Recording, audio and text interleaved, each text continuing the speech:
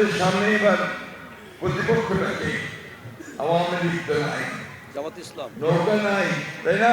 জি নৌকা থাকে তার মনে হচ্ছে যে একটা মুড়ি এবার বোঝাই যায় না দেশের কেন আমরা বুঝতেই পারি না, অদৃশ্য কিন্তু আছে। জামাত ইসলাম সম্পর্কে ভাই আমার বক্তব্য খুব পরিষ্কার। এই দলটাকে আমরা বলেন যে অতীতে ওরা বলে যে আমাদের দেশ এবার আমাদেরকে দিয়ে রাখো, এই কথা বল, কিন্তু কথাটা ঠিক না।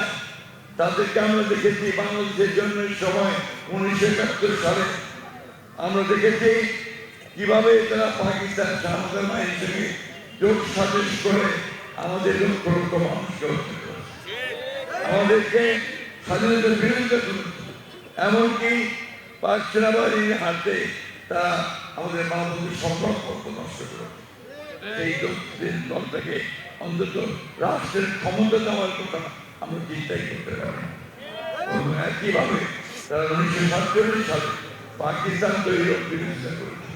রোজকার সাধারণ খাবার এখন হবে অসাধারণ। প্রাণ স্বাদের মশলা, স্বাদ বাড়ায়, ঘ্রাণ ছড়ায়।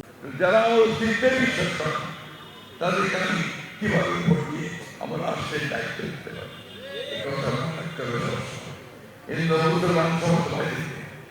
আমরা আমাদের দেশের স্বাধীনতাকে অনেক রক্তের বিনিময় নিয়েছি, আমাদের লক্ষ লক্ষ মানুষ হয়ে গেছে। এখন সেই দল আছে যারা এখন পর্যন্ত আপনার পরিণতি পর্যন্ত চায় নাই, দুঃখ পর্যন্ত প্রকাশ করে নাই যে আমরা ভুল করেছি, এই ঘটনা তাদের হাতে রাষ্ট্রের ক্ষমতা, পরিচালনা ক্ষমতা যেমন চায় না। তাই আমি আপনাকে অনুরোধ জানাবো যে আসেন আগামী ফেব্রুয়ারি 12 তারিখে আমরা ধানের শীষে ভোট দিয়ে আপনারা যেমন সুযোগ দেন। এই সেই সময় এটাই আমার শেষ নির্বাচন। আমি আপনাদের কাছে অনেক ঋণী আছেন যে এই শেষ নির্বাচনে যদি আপনার সুযোগ দেন তাহলে আমি নির্বাচিত হতে পারি, বিএনপি যদি সরকারে আসতে পারে তাহলে উন্নয়নমূলক কাজের মধ্য দিয়ে, ন্যায় প্রতিষ্ঠানের মধ্য দিয়ে, ইনসাফ প্রতিষ্ঠানের মধ্য দিয়ে আমরা ইনশাআল্লাহ আপনাদের সেবা করার সুযোগ পাবো।